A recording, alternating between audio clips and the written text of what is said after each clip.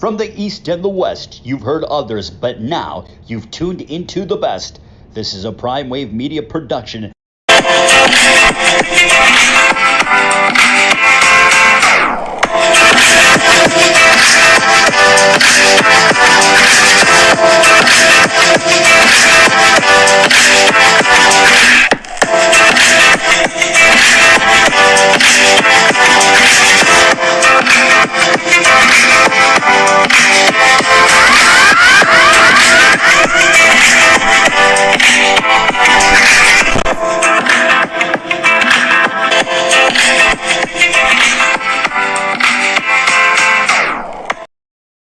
What's up, world? It's the one and only Pop DBIC, the Primetime Capper. I'm feeling good. I'm feeling great. It is Thursday, the 19th of January, 19 days into 2023 already, man.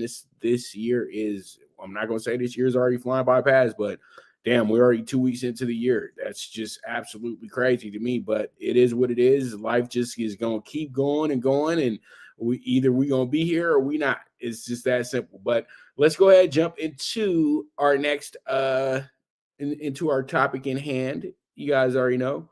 And if you guys don't know, this is the premier sports betting show, the PrimeTime Angles, and we are live as well too. But you can catch the replay as well too on YouTube, on the Twitter, and on my Facebook as well too. So, can the Jags continue their great run with an upset of KC? With the upset in KC, not and that's the $1 million question, in my opinion.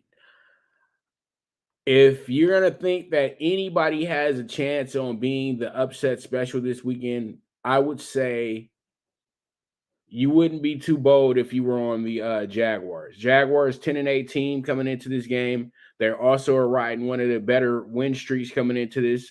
They've won their last 6 in a row, and they've won their last 7 out of 8. And this team, you have to understand, at one point was 3-7. Okay, after 10 games throughout the year, they were 3-7. And before they went on their bye, they played against the Kansas City Chiefs. And they literally had a pretty good game with the Chiefs. They wound up actually outscoring them 10-7 in the second half. And it wasn't enough at the end of the day to win the game, but it was some things that you saw there that were like, hey, if they meet again, it could be a close game. One thing that they did do in this game, I know it was kind of some junk stuff, but still, fourth down efficiency, he was able to get 2 of those, and they only ran 2 of those type of plays.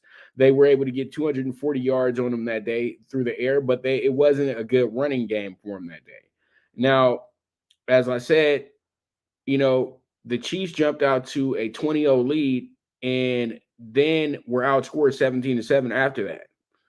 Sometimes you'll have a game where something like that happens, and then when you play the next game, the team that got the momentum, they continue the momentum. And I think what's going to happen here is, I'm not saying that the Jaguars can win this game. What I'm saying is that the Jaguars are going to be a very, very tough out for the Chiefs. I think with teams having a week off now, that really does give you the idea that some of these teams are going to have to really dig deep, because you got teams that are real active. And when you have a team like the Jaguars that's won 6 in a row, and then they won the way that they did last week, they know that their season was on the brink of ending last week. They literally thought they were playing the last half of the season last week.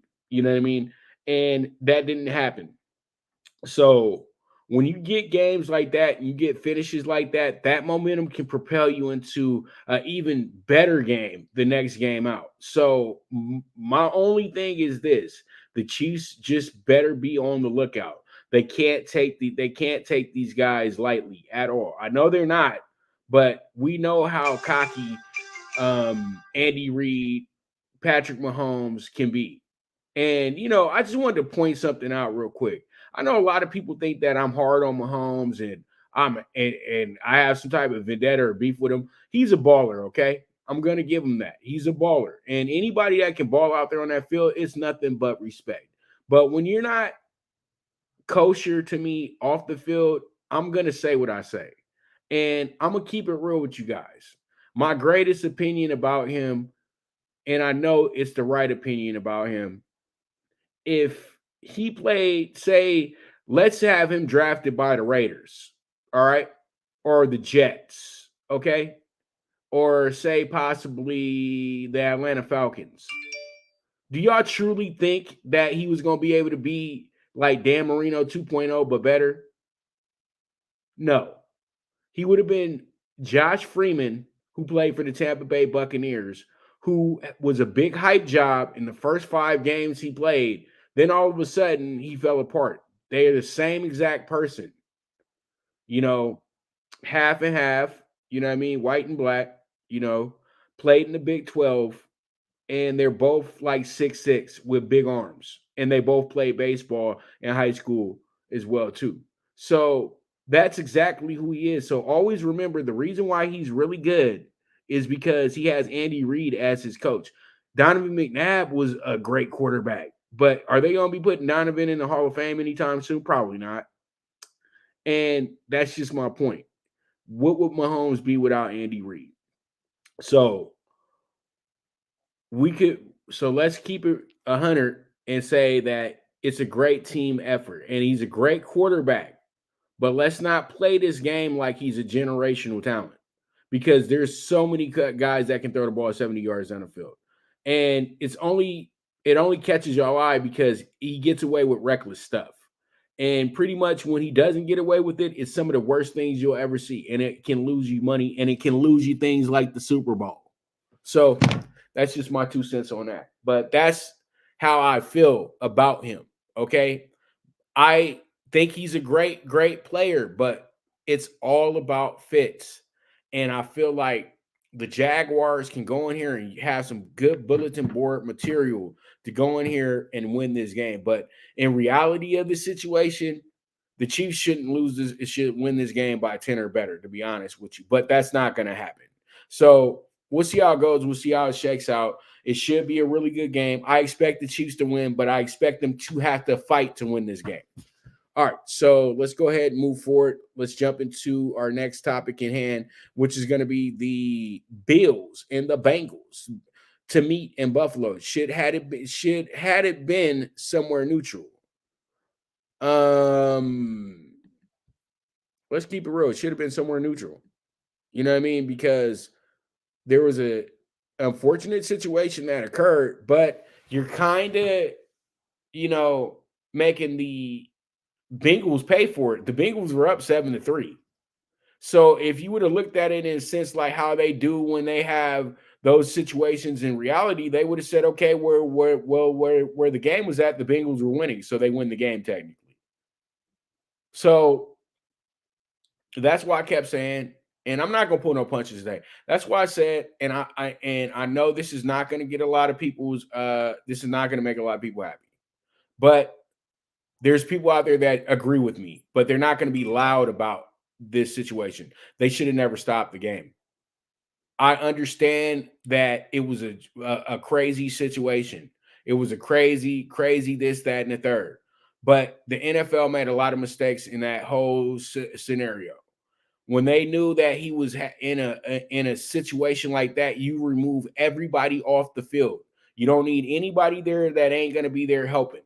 And that's exactly what happened, is that you had 40 players on the field looking at them resuscitate the guy. So they had their mind was totally off the game now.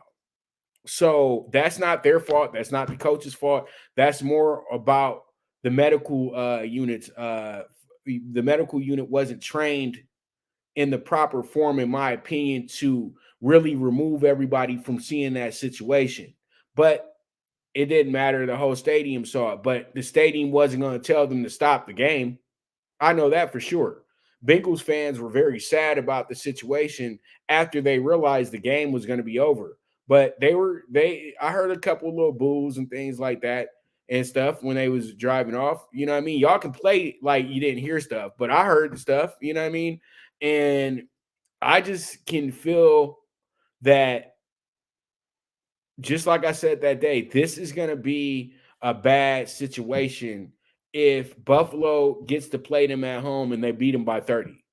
You know what I mean? Because you're going to get a lot of complaining from the Bengals fans about this situation and from the Bengals organization. And they're already giving these teams both some great luxuries because seriously, this game is supposed to be a Saturday game. We're really supposed to be getting Kansas City on Sunday because that's what they usually do with the first seed, especially the premier first seed like them. But this weekend, they're going to give us both top seeds on Saturday because they're playing against teams that aren't TV friendly, as I would like to say. Well, the Giants are TV friendly, but you know what I mean. The Jags aren't TV friendly. They're good. And they had a great game last week, but how many national games do they really get? But they've been on national television the last few weeks, so that is something that is working out for them in a sense. But that doesn't mean that they're now America's team.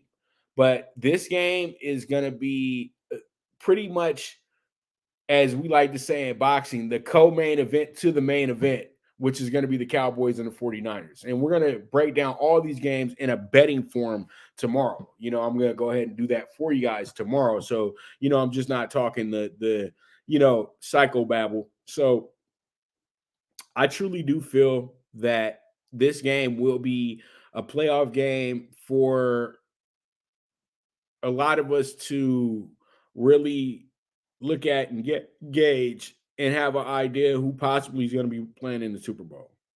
Because sometimes I feel like when you got an too easy of a path, when you play against the teams that had to play all the good teams, they're gonna be much better than you in this game.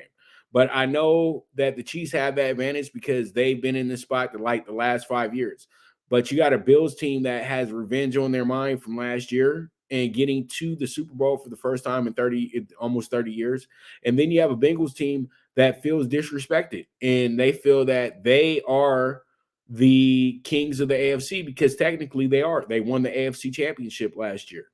And they feel like, you know, they got unfinished business in Arizona and they feel still slighted about what happened in that Super Bowl. So they think they are the team coming into this game. Let's just keep it real. They feel like that you have to beat them to get anywhere. And that's true. And I truly do feel like the Bengals been playing the best football in the AFC the last 10 weeks. We all know this. The team at one point was 2-3. You look at their record today, the team is 13-4. So that means that team has won 11 games literally in a row. 11, they're 11-1 since that point. They're playing out of their minds. And it wasn't like they were beating up on teams that were just whatever. They were beating up on some of the better teams in the NFL. So the Bengals are going to be, I feel, are a tougher matchup for the Bills and the Chiefs. I'm just going to keep it real because they have a chip on their shoulder about this thing. There's a lot of things that work out in the Bengals' favor, but I'm going to ride high on those Bills because I do have the Bills picked to win the Super Bowl this year. But I have to be realistic as well, too. I'm nervous going into this situation. So it is what it is at the end of the day. Bengals and Bills should be a epic game over at Highmark Stadium.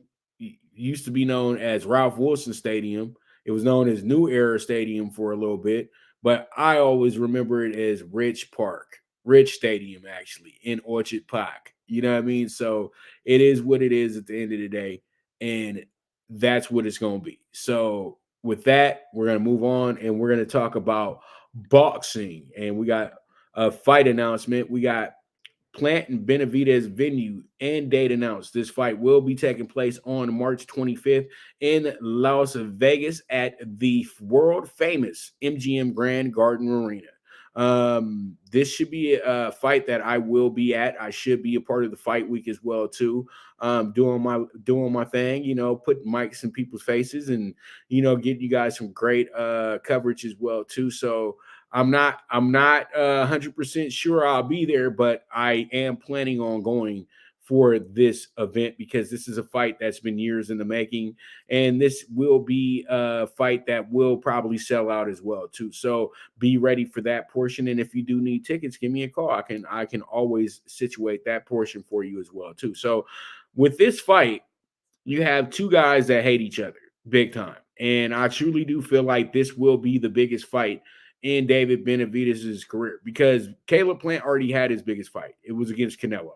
And I don't care. I know I'm probably going to get some criticism for this, but he fared pretty well against Canelo. I actually had him up around late in that fight before the knockout even happened. You know what I mean? And I know I'm not the only one. Caleb Plant can move his feet so well. He got great footwork, and he really is a clever puncher. When you're a clever puncher, that means that you're a guy that can really frustrate guys because they don't know what's coming.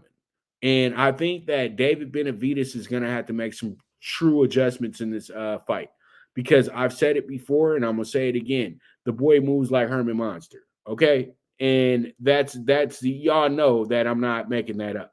He's a really, really, really powerful guy, and he's very agile and he's very durable because he can throw his hands he can throw his hands very fast, like a lightweight, and he's coming with the power of a heavyweight.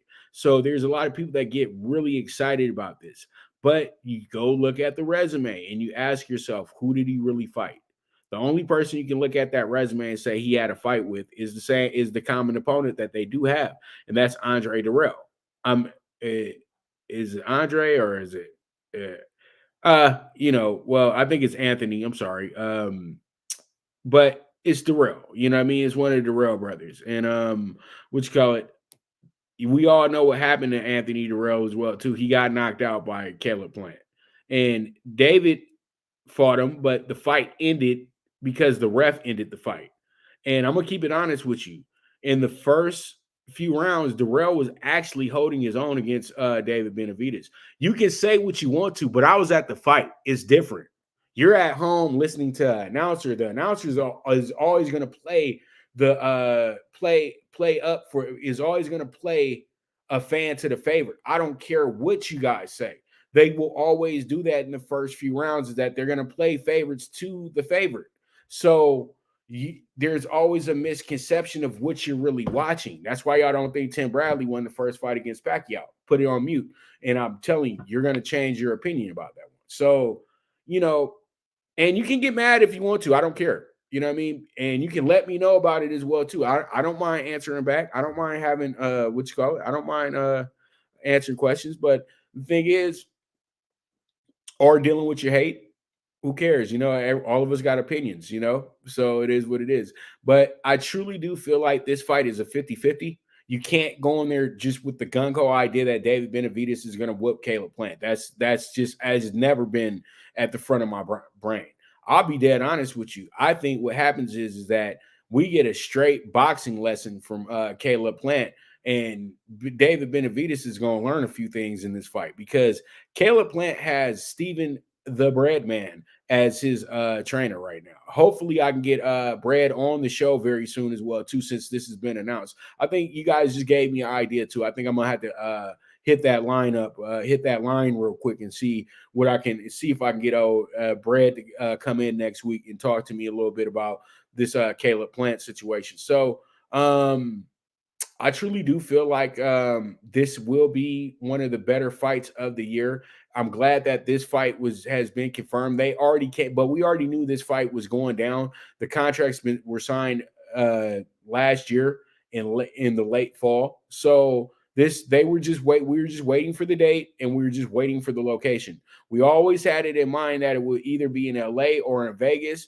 And everybody kind of knew it was going to be in Vegas, though, when you really think about it, because there's a lot going on at Staples Center in March as well, too. And then you already know that this is where Caleb lives at, and David has fought here plenty of times as well, too. So it will be able to do the numbers that it's supposed to do. So with that, we're going to go ahead and take a quick commercial break. And when I get back, we're going to jump into talking some UCLA basketball because they're playing in one of the better games of the night in the NCAA.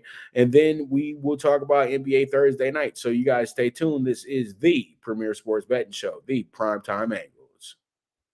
Good News Only Racing Club, led by the legendary Doug O'Neill, the trainer of 2 Kentucky Derby winners and I'll Have Another and Nyquist. Also trained 2-time Breeders' Cup champ Golden Sense, who are just a part of a long list of thoroughbred champions trained by Doug O'Neill. The Good News Only Racing Club has a young core of horses to look out for in Dennis's Celery, Irish Heatwave, and Notre Dame, just to name a few. Win the day every day with the Good News Only Racing Club, a proud sponsor of the NFL Bet Exchange. From the East and the West, you've heard others, but now you've tuned into the best. This is a Prime Wave Media production.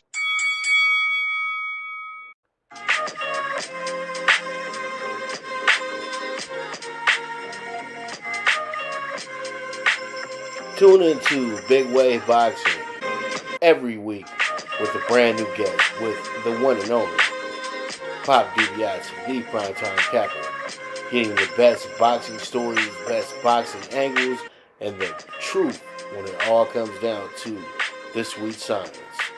Tune in to Big Wave Boxing on the Prime Wave Media channel on YouTube.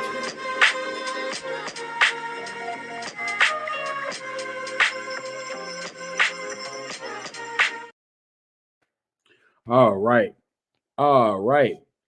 So here we are, and this is where we're at. And pretty much, let's go ahead and jump into our next topic at hand. This is going to be the UCLA Bruins.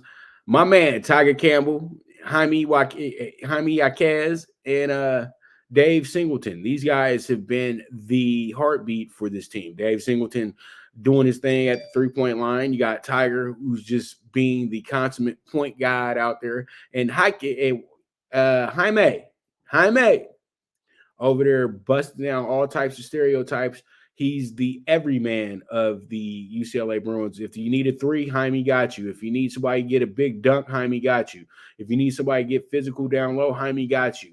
If you need somebody to get a big block shot, Jaime got you. If you need somebody to get a big rebound, Jaime got you. If you need somebody to make some plays and get a good assist, Jaime got you. So that's just pretty much what it's been for UCLA all season, is these three coming up big when they need to come up big. And they haven't even had the services of Amari Bailey like in the last 5 games. I'm just like, and a lot of people get so excited about these 5-star players and think that they're going to always be the end all be all for these teams. And they're not. They're just not, because this isn't high school. This isn't an AAU game. This is not, we're not entitled to pass you the ball. You know what I mean? You're not entitled to anything. You have to earn this. And Amari Bailey has been a great addition to the team. But like I said before, the more I look at the Bruins, he's more of a luxury than anything. So if he's playing, that's great. If he's not, they're still going to ball. It's that simple. But with him, they are, to me, top 3 in the nation, pretty much point blank. And I think tonight is a great game for UCLA to really showcase the talent. They're going against Bobby Hurley and the Arizona State Sun Devils. And I think that what happens in this spot tonight is that they're going to have to play. They're going to have to play a little bit. It's going to be tough. They're going to, as I said on the caption, takes a tough road test here in Tempe. So, you know, Tempe has always kind of been unkind to the Bruins. But tonight, that can be different, you know. And Arizona is always one of the circled. Arizona weekend is always a circled situation for UCLA, okay? They always want to make sure that they are somewhat in tune with each other for this series. So I truly do think what happens here in this game is that you have a team that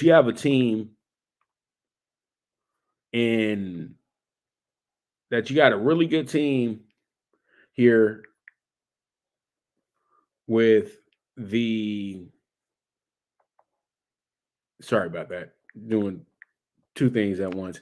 But I just truly feel like UCLA is that team that you can really rely on, you know, especially right now. But it's always the Pac-12, and the Pac-12 is always a big contributor to these upsets as well too for these top 10 teams. But UCLA has been on an absolute tear. This team hasn't lost a game since the Vegas weekend. They had to play against, at the time, number 19 Illinois, number 5 Baylor, and Baylor was still seen as Baylor at that time. Baylor's still good, but you know what I mean though. But after that, they've won 13 in a row. And this team is just they're floating right now. They got into some trouble last week against Colorado.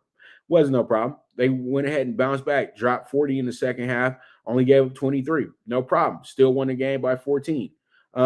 Same thing happened against Utah and USC.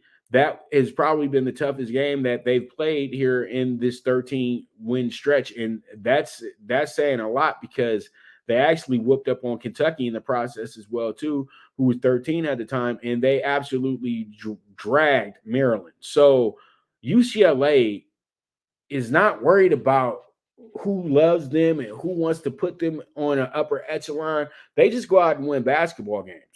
Arizona State was seen as they are a team that was seen as not going to be good this season.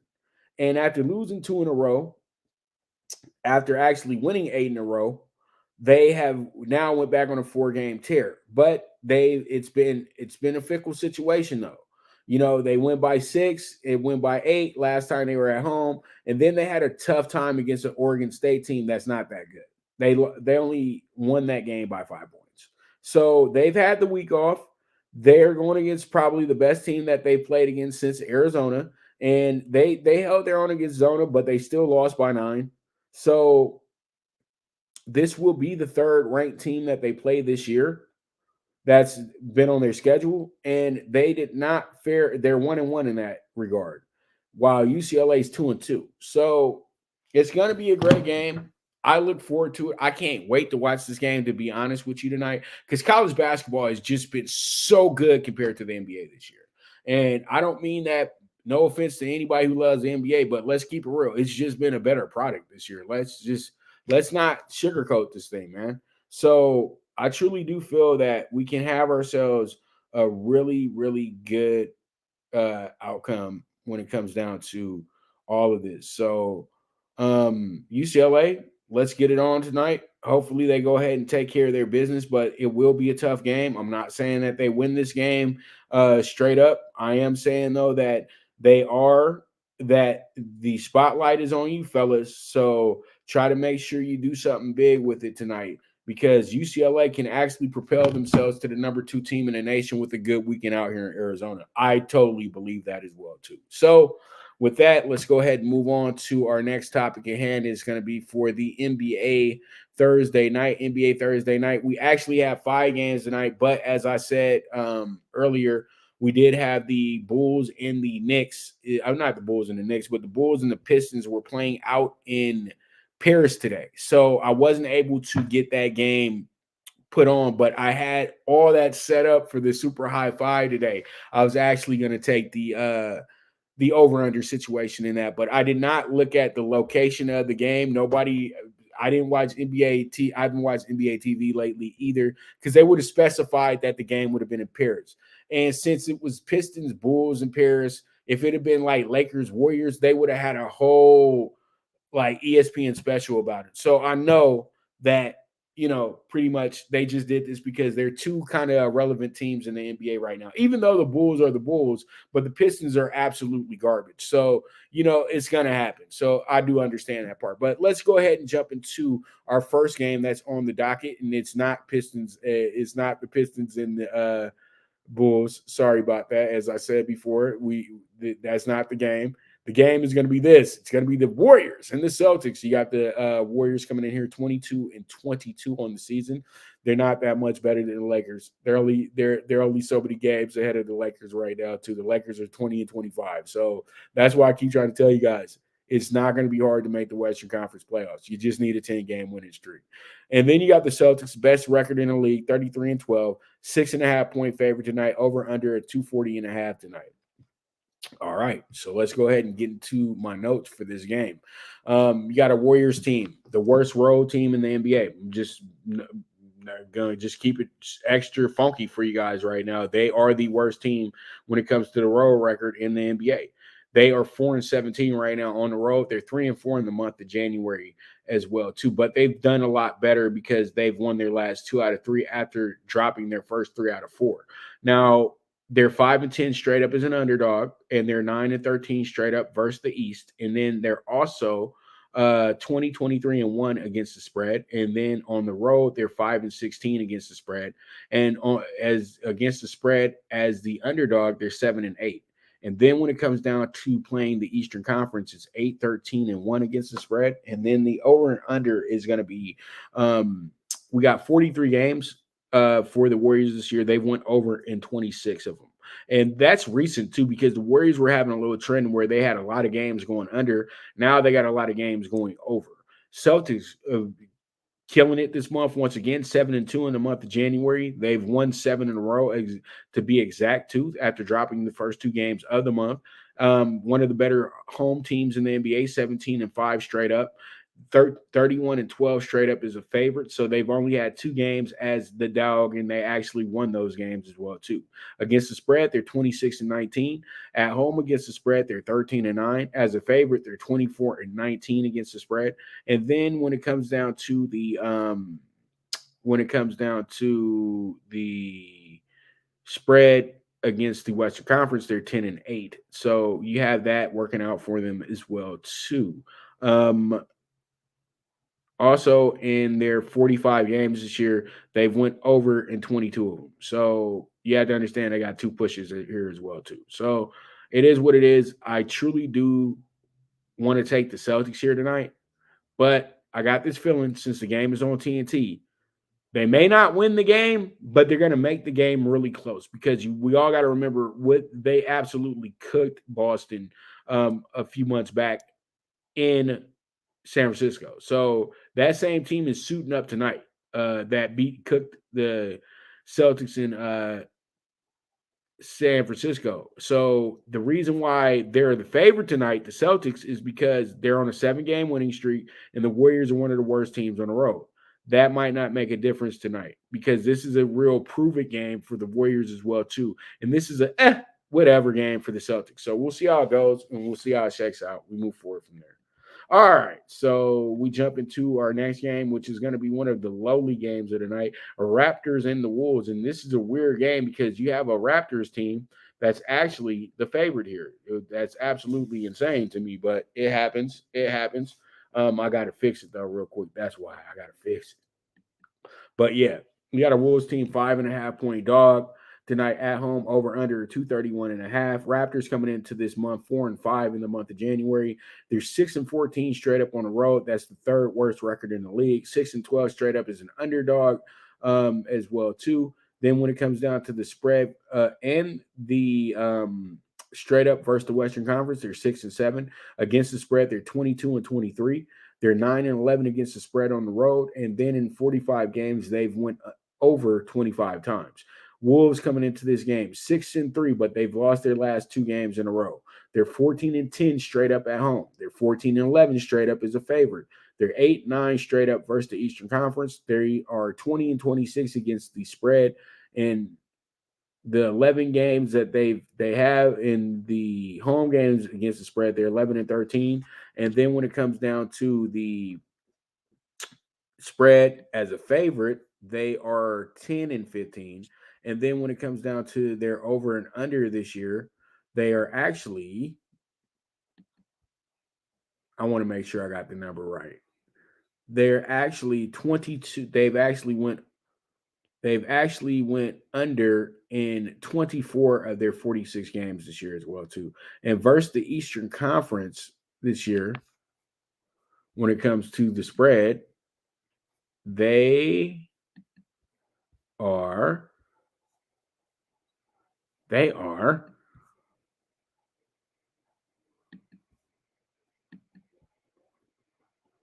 going to be 6-11. So 6-11 versus the Eastern Conference when it comes down to the spread.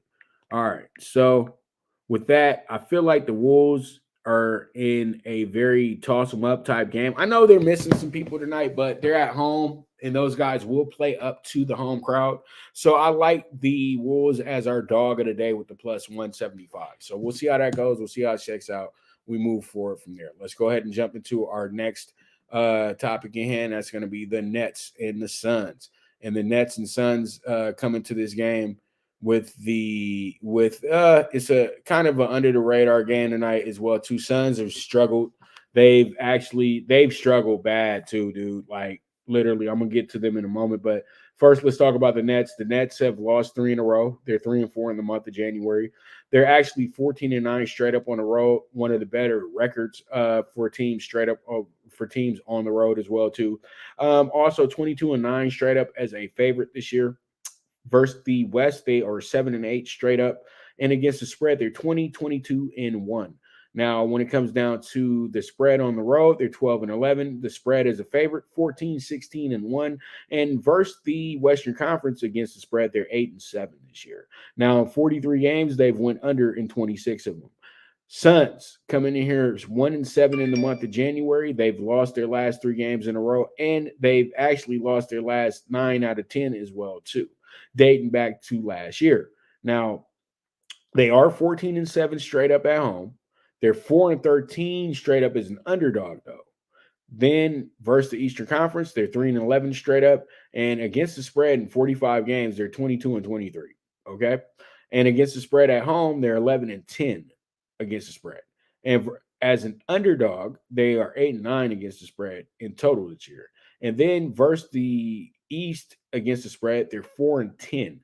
And when it comes down to the over and under in their 45 games, they have went under in 23 of them. So the Suns coming here tonight, trying to get themselves back into good graces, get themselves a good win tonight. The Nets are trying to bounce back and in their losing streak as well, too. So you got 2 teams coming in here with losing streaks. What usually happens when you got teams that are desperate to win a game, we usually get the over. So I do like the over 220 here in this spot. We'll see how it goes. We'll see how it shakes out, and we move forward from there. All right, let's go ahead and jump into the 76ers and the Blazers. The 76ers and the Blazers. Blaze me up a joint. All right, so the 76ers coming here 28-16. The Blazers coming in here 21-23. You have some good things going on here tonight, though, in this game. I truly do feel like you can put yourself in position to really win some money in this spot tonight. And I'm not going to take another commercial break. I'm actually going to do talking tickets as soon as we get done with this. So you guys, if you're watching, just make sure you don't go away, okay? Because talking tickets is coming up in a moment. All right, so we have 28-16. We have the Blazers 21-23. And then we have ourselves a very, very good spot for, I would say, the 76ers in reality. But the Blazers have been a surprise team all season. Now, 76ers coming here 7-2 in the month of January. They've won their last 3 in a row. Also, 11-9 straight up on the road. 22-10 straight up is a favorite. 11-6 straight up versus the Western Conference. They're 24-19-1 against the spread. They're 9-11 against the spread on the road. 17-14-1 against the spread as a favorite, and they're 10-7 against the spread versus the West. Now, when it comes down to the over and under, it's going to be the 76ers going over in 27 of their 44 games. Now, the Blazers 3-6 in January, 11-8 straight up at home, 9-15 straight up as an underdog, 6-9 straight up versus the Eastern Conference, 24-20 against the spread, 12-7 against the spread at home, 13-11 against the spread versus an underdog, and 7-8 against the spread versus the Eastern Conference. So when it all comes down to it, this team is they're pretty good when it comes to playing in this type of spot. Even though they have a losing record, they've actually beat some of the better teams from the Eastern Conference as well too. And it's always a tough bag coming to Portland. Now, in their 44 games, they've went under 22 times with 2 pushes. So I truly do feel like we get the under here. I'm going to bet the under in this spot. So There it is. There it is. That's going to be my notes for NBA Thursday night and the previews for these games. So you guys, let's see how it goes. Let's see how it checks out. Let's jump into your favorite subject, my favorite subject, talking tickets. Now, let's go ahead and get to it. Talking tickets. We got it's coming up in a second. Got it on slow-mo. Okay, where we at?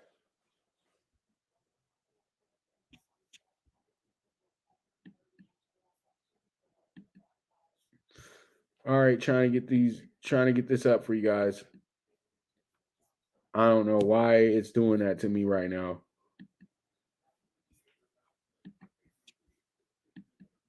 Okay.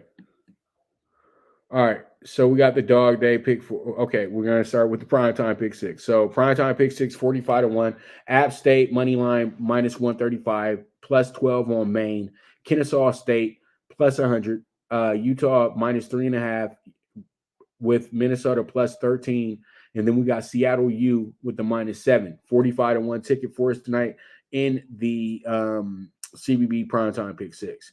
Now we have ourselves the CBB DogDay PK4, 28-1. Michigan +120.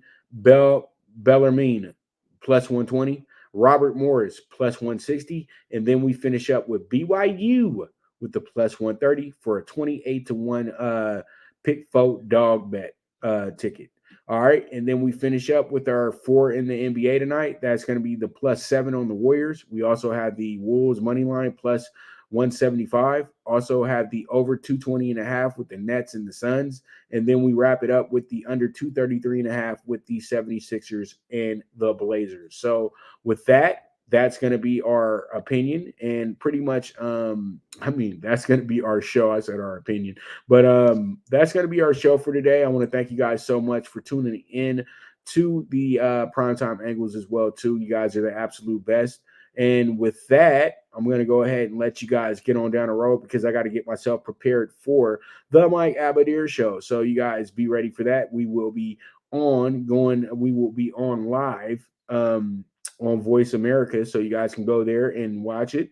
Go there and listen to it, or you guys can just wait for it and listen to it on the weekend. But I will be with my main man, Mike Abadir, today, as usual, on Thursday after 4 o'clock. So make sure you guys do tune into the show on Voice America. I'll tweet out the link for you guys once I get done here. So you guys are the absolute best. I thank you so much once again. And as I said before, this is the premier sports betting show, the Primetime Angles. And with that, as I always say, bet with your head, not with your heart. The movement is moving, and I am gone.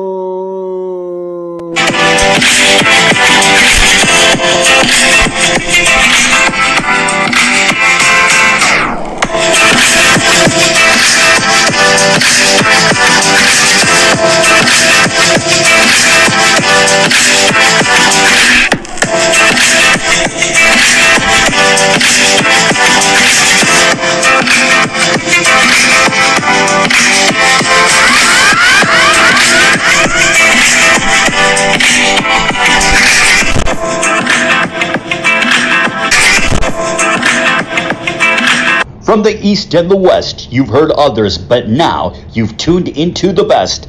This is a Prime Wave Media production.